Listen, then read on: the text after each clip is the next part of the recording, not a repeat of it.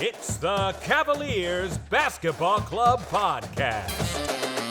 It's basketball time at the Cube. Love picks up Curry. Kyrie Irving from downtown. Up for the layup. Oh, blocked by James. It's over. The 52-year drought is over. The Cavaliers have won the NBA championship. Cleveland, this is for you. Garland steps into a three. That's what they need. Garland now back for Allen. They got it again. Put on your hard hat, baby. What a block by Mobley. Get that big stuff out of here. Garland, Mobley. You have to be kidding me. This is unbelievable.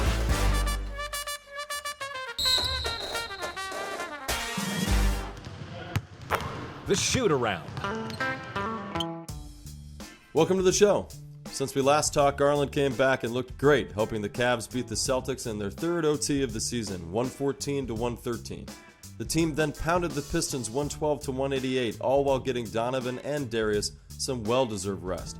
And now they just beat the LeBron-led Lakers in LA, 114-100. We're less than 10 games in, but it's getting pretty exciting. Are you feeling as much optimism about what's to come this year as I am, Colin? I feel that excitement, Adam. We knew this team was going to be a heck of a squad, but 8 wins in a row to start the season is beyond anything I expected. Also, that win against LeBron was the first one since Baron Davis was on the team, which, if you don't remember, was over a decade ago, if that makes you feel old. Everything makes me feel old. So the national media is giving the Cavs love, with Zach Lowe and Bill Simmons talking about how awesome their win versus Boston was, which, as we know, Bill Simmons is a big Boston fan, so if he's giving any love to the Cavs, you know we deserve it. It feels pretty good seeing the Cavs get all of this early attention, but what have you been hearing? I've been hearing a lot of love as well. I think that both of these personalities were praising how the Cavs play. With all the drama that's been going on in the NBA right now, Brooklyn, a lot of NBA writers have been searching for a team that is a feel-good team and everybody gets along and wants everybody to have success on that team, which is really cool to see. And you and I talked about it before the season. We'll continue to talk about it, but it really does seem like this squad, every single player enjoys making sure that everyone has success, and then they'll all move forward as a team. So that's what I've been hearing, is that the Cavs are a really good, feel-good, chemistry-driven team. I think we've been seeing this slowly play out from afar for the better part of 3 seasons, you and I. I've been telling people around me for the last 2 years prior that, hey, the Cavs are good. You've got to pay attention to this squad. You got to look at this young team. They give me hope again for the game. They make me want to watch. They're exciting. They're dynamic. They love playing together. They love the game, you know, even though their egos probably play a role. I can't tell. It's been so refreshing because of the Dion Waiter, Kyrie Irving years, and then even some of the negatives of having a LeBron-led Cavs again. Mm-hmm. This team has none of that baggage. It has none of it. Mm-hmm. And we can just kind of enjoy the journey as they grow up together and play cohesive team-led basketball. And almost every night, yeah, it's usually Donovan leading the charge. But then it could be 3 or 4 other guys right behind him in double figures. And there's always one guy every night behind him and, you know, with a double-double or flirting with a triple-double. Now that Garland is back, we're really going to start seeing the full potential of this team. And we're going to get further into it in this episode, but you said it at the top, an 8-0 record after that first loss to start the year. And that was a real rough game, and we horribly officiated. You know, just about lost our point guard for the season to a gouged out eyeball. And since then, we've seen an 8-0 run and some of the best basketball that I think the Cavs can muster in such an early phase of the year. And they're doing what they've done consistently under a JB-led team, which is they come out, they play solid defense, and they actually are starting to now prove that they can be just as solid on the offensive side by adding a piece like Mitchell, who I guess decided he's going to put up 30 a night now. Thanks. Yeah. Hey, I'm going to put up 30 tonight. Yeah, that's awesome. Appreciate that you turned it on now. Usually people come to the Cavs and forget how to play. Yeah. Darius Garland came back to get the start against the Celtics. He put up 29 points and 12 assists to help lead the team to an overtime win. In his start against the Lakers, he put up 24 points and added 7 assists. How do you think he's been able to have such an immediate impact in these games? Well, as you talked about earlier, Darius went down in that first game against Toronto, and I wasn't sure when he was going to come back. I was really pleasantly surprised when he came back against the Celtics. And for him to put up 29 points with 12 assists was just awesome. And I think a big reason for that was the team was able to establish a look and a feel before he came back. During his injury, he was able to see how good these players are and how they fit and gel off of Donovan. Darius can do a lot of things that Donovan can do. He can't do everything. He can't fly in for a monster dunk or block a guy, do a chase down block. But he can see the game a lot like Donovan does. So I think that was helpful, that he had a little bit of a blueprint to settle in and the offense could do that. The Celtics game was interesting because it was kind of like a playoff atmosphere. They only had about 8 guys playing each team. And to end that game, you had Dean Wade come in and have great defense against Brown on that last second shot. And that is showing how the rest of the team trusts a guy like Dean Wade. Then you go into the Pistons game, which you mentioned at the top, where Darius and Donovan weren't even in there. But again, these two young guards are able to see how good this team is, how much their depth and the trust that everybody has with each other helps them. So against the Pistons, Allen led the Cavs with 23 points and Love added another 21 off the bench. Those are 2 guys who you would not think going into the season would have a game like that together. Maybe individually, in separate games, but for them to have that together was just awesome to see. With the Lakers, you had Mitchell put down 33 points, and as we mentioned, Darius added another 24, and the team was really led by the guards against the Lakers. It is so hard to put into one small sentence, but all of these wins are a microcosm of the team playing as a greater holistic approach. And it's a guard-led team, and Darius is able to fit into that because of the fact he's able to see how all these other players go on the floor and connect with each other, and that's how they get the success.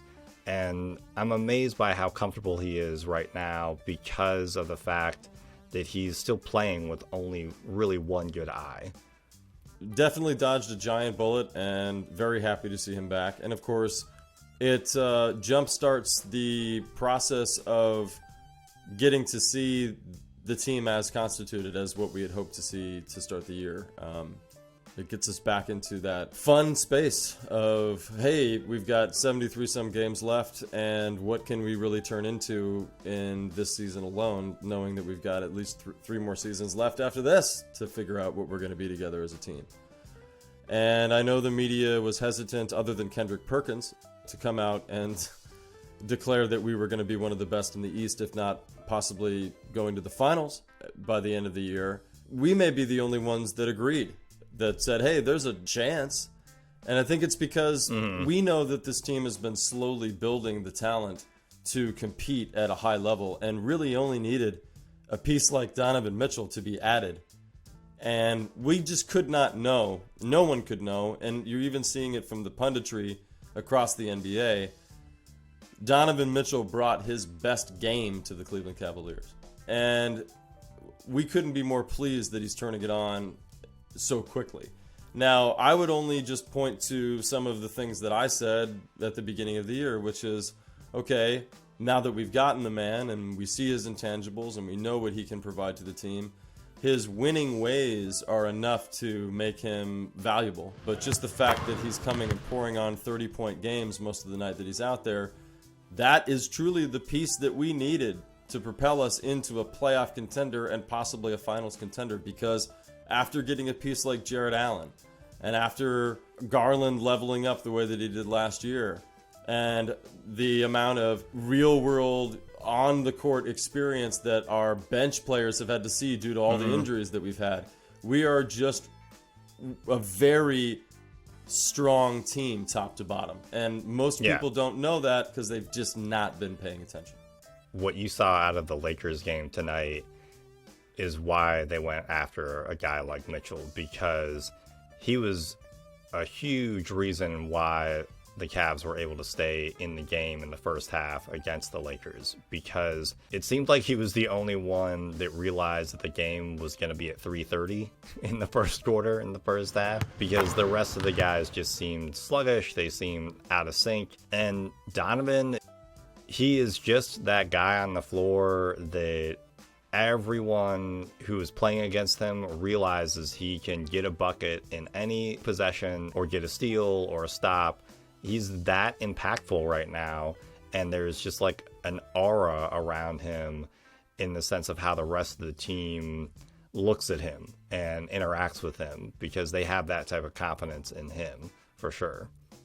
Yeah, when you know that you've got a guy that's going to come out and give you 25, 30 a night, what else can you do after that? I mean, geez, all you need are 2 or 3 other guys to step up. And this team is 6-7 deep with the kind of talent that can step up and assist a guy like Mitchell. Looking at the box scores every night, we probably should be losing these games. But the difference maker is a 30-point-a-night guy.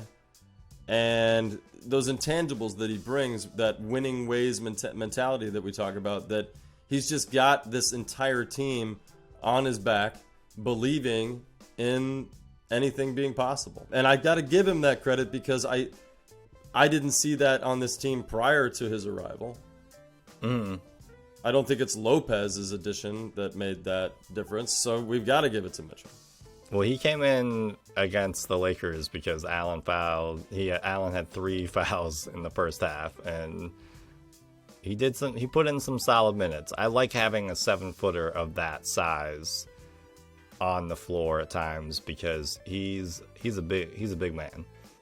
Yeah, all joking aside, he brings a lot of veteran leadership to the bench, which we need in that position, because Evan Mobley and his brother, and even in some cases Allen, they're still young to the game. They're still figuring out where they belong and how to be dominant on the court. And Lopez is a steely vet. He knows how to play out there. So yeah, he's a goofball.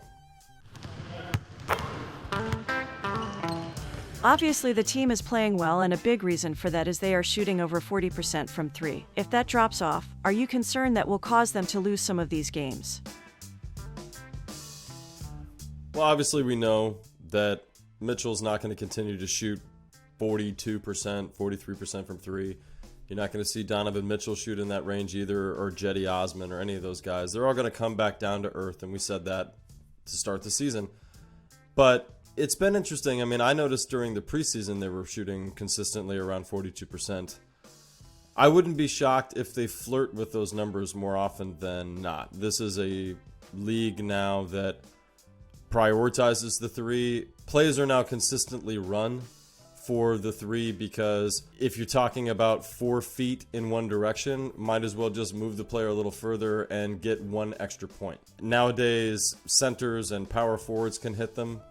So it really doesn't surprise me that you're starting to see teams shoot them at a higher rate or a higher consistency percentage-wise, and we're going to benefit from that too. We're going to be seeing that as well as a team that plays in that modern era. Part of me is a little saddened, because I really enjoyed the way we were playing last season, kind of inside-out basketball, something that is more akin to the 90s or early 2000s of what I kind of grew up watching. What I've noticed in a few games this year when we've struggled from the 3, and I could really point to the 2 out of the last 3 games where we played the Celtics and then the Lakers, we struggled from 3. I think we're finding that we're out-shooting our opponents So we're taking shots quicker within the 24-second shot clock. We're defending the ball better. We're getting more steals. We're getting more turnovers. That's also helping with getting more shots up. And then I think we're also seeing them turn into an inside-out team when they need to. They revert to dumping the ball inside to Allen or to Mobley. They do more screens or pick and rolls to drive the point guard inside and kick the ball back out and kind of spread the ball around a little bit more and keep the defense guessing. They've been good at pivoting their direction and changing their style when needed. And aside from maybe the Orlando Magic game and maybe one other where they've gotten a little bit too enamored with one style, shooting threes, for example, I think they've done a decent job taking when teams kind of show a weakness by the third or fourth quarter, I think we start to exploit that weakness. And really, the only reason why I see us struggling in the future is if we get out of character moving forward and we have a game where we just insist that the three is going to go down even though it won't. So as long as we fall back on what we know we're good at when those things aren't happening, I think we're too diverse of a team for that to be our Achilles heel. I think all of the points that you made were spot on, and I think that the numbers will level out, especially from three. But you're right, this team is so diverse in how it attacks opponents that they can go inside. They have players that can make shots from the mid-range as well. LeVert, who hasn't been shooting great from the floor, is historically known as a better mid-range shooter. So you have LeVert, you have Darius. Donovan has shown a propensity to do that. Mobley, when he's on, has one of the prettiest turnaround jumpers in the league. So you can hit some of those mid-range shots in addition if you are faltering from the three-point line. This team's defense is just phenomenal. I mean, against the Pistons, Mobley had 8 blocks, and that was a franchise record for the Cavs. He's the youngest player to have that many blocks, and that's just something that they are just going to be able to hang their hat on. That's something that is still the same from last year. You're right, they're not as inside out as they were, but they're definitely still a defensive-minded team. They're a top 5 defense in the NBA right now, and they are going to continue to hang their hat on that. So I would be more concerned if their defense was slipping than if their three-point shooting leveled off. And I think you're right. LeVert is chasing that 41-point performance he had against the Celtics. He's got to calm himself down and just get back to doing what he does best. And I think the game against the Lakers, especially in the second half, he started showing a little bit more of that patience. Yeah. So hopefully he'll get going on that.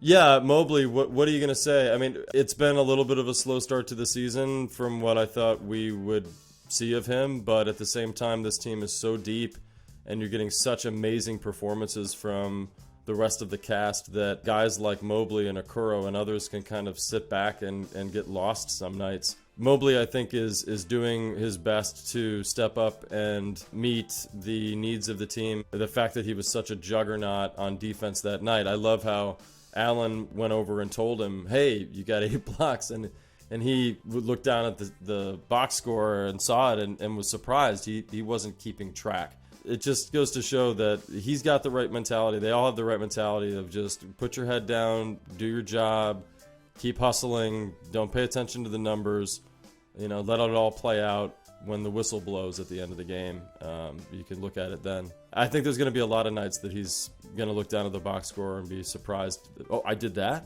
For me, I was just kind of tickled a little bit because we said that he would lead in blocks this year, and Allen has just been blowing him away. So thanks for those 8 blocks. That gets him a little bit closer. But yeah, hopefully that'll help us with our early season prediction. And something, too, that we didn't really bring up, and I think that we should, just while we have a little bit of time. What an amazing early indication to the start of the year that when we play a team that is poor in the rankings, most likely is not going to do much this season, doesn't have the talent to really run with the top dogs, and frankly, we're now in that conversation. Just the idea that we could play the Pistons and say, we're going to rest our best guys tonight. And we're still going to blow you out. We're still going to have Kevin Love come off the bench and get a double-double. We're still going to have Jared Allen come out and score 23 points, which I've been waiting for him to have one of those nights. I think it just goes to show that he could have more of those nights if he needed or if he wanted. But this team is so deep and there's so many other options and they're so selfless with one another that, as we stated at the beginning of the year, because of the team as constructed, you could really see us winning with our bench. And look, we kind of did. Yeah. And imagine when we get Rubio back. That having Rubio would be so awesome. Also, just a shout out to Lamar Stevens, who got 19 minutes in that Pistons game. Didn't do a ton offensively, but was able to fluster the Pistons on defense a ton of times just by breaking up drives, getting in front of guys, and was able to curtail what the Pistons were trying to do on quite a few possessions, which was fun to see. That a guy who only had maybe 9 total minutes before the game came in and just was like, nope, I'm an NBA player. Yeah, I'm the 11th man, whatever, doesn't matter. You're still not going to do what you want to do on offense, which is awesome to see. And I got to point out to JB, just an unbelievable job in that game, too, of managing minutes. He's been doing it the whole season, but with the Pistons game and being shorthanded without your 2 best guys, and really almost everybody that went out there averaged around 20, 25 minutes for the game. Yeah. You got 9 guys, and they all had about those minutes on average. It's textbook. Amazing. The final seconds. We got a sample of what the Cavs might do for their rotations in the playoffs in the Celtics game, with Wade, Love, and Osman being the primary backups. Would you want a different rotation? Currently, no. I guess I can't say that I would. Simply because if Okoro is going to struggle the way that he has, I don't know who else to mention. Now, obviously, when Rubio comes back, this team is going to look a lot different. Because suddenly Neto's not going to get the minutes that he's seeing, and on a night that Rubio goes off and scores 20, 25 points, who knows what the rest of the team looks like at that point. I'd say the one interesting person mentioned in the question is Wade, and we know entering the year that they had intention to play him more often, especially at the 3. And coming into the season, after the first 8 games, he's averaging 5 more minutes a night. He's shooting about 1 more shot a night, and his field goal percentage is up about 0.08%, and he's shooting from 3 at 50%. Dean is really contributing the way that I think that the Cavs envisioned, and if he continues to come out and contribute the way that he has, I think that he's going to be a primary option moving forward. We're going to be seeing his name called more often than Kevin's. And I kind of felt that over the last 2 years, that just his 3-point shooting alone and the way he spaces himself on the court, he reminds me of a young Kevin Love in the way that he takes those threes. And he's very consistent from the outside. So, with these 3 guys are really playing to their potential. And if they continue to do that, then they're all we really need for a solid playoff rotation at the end of the year.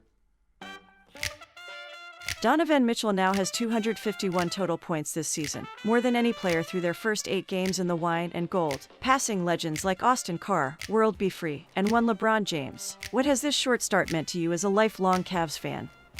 To me, it's meant that Donovan puts his money where his mouth is. He talked about wanting to show the rest of the NBA what he can do. He talked about being frustrated with how the season ended last year for the Jazz and for him, and he felt like he wasn't playing up to his potential.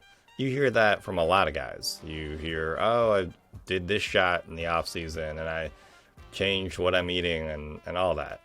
And Donovan came in here hungrier than we could have even imagined. And I'm just floored by it. It's just phenomenal to see. I also think, too, that it shows how well Kobe Altman knows how to construct a roster. It's such a fun way to see a team built, to see how this whole team has been constructed, because JB and Kobe understand what they needed to do to make this team successful, and getting Donovan wasn't just about, oh, we need a splashy player. Oh, we need a guy that shoots and gets buckets. It's more than that, because he's a leader clearly off the floor. He has playoff experience, so he is kind of more of a seasoned veteran. There are all these extra intangibles, and I really credit Kobe and JB for understanding what they had last year and what they needed to do to progress into this season. So it's just really fun as a Cavs fan to see all of this. Thank you for listening to the Cavaliers Basketball Club podcast. Let's go Cavs!